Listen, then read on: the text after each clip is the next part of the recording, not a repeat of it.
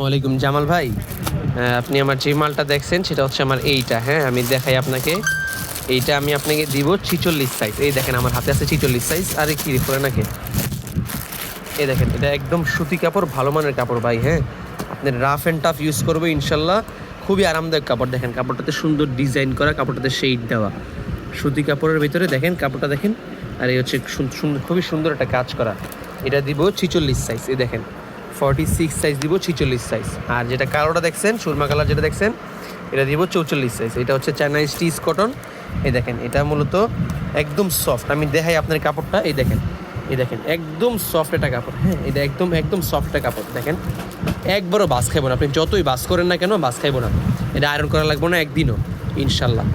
মানে কয়েক বছর আপনি আয়রন ছাড়া থাকতে পারবেন। আয়রন একবার করে দিছি, এটা এক বছর থাকবো ইনশাল্লাহ, আয়রন করা লাগবে না। দেখেন কি সফট, পরিমাণ সফট। এটা হচ্ছে আয়রন চায়না স্টিচ কটন, আর এটা হচ্ছে সুতি কাপড়। হ্যাঁ, এই হচ্ছে পাঞ্জাবিটা। এটাও খুবই ভালো মানের ইন্ডিয়ান কাপড়, এটা ইন্ডিয়ান কাপড়।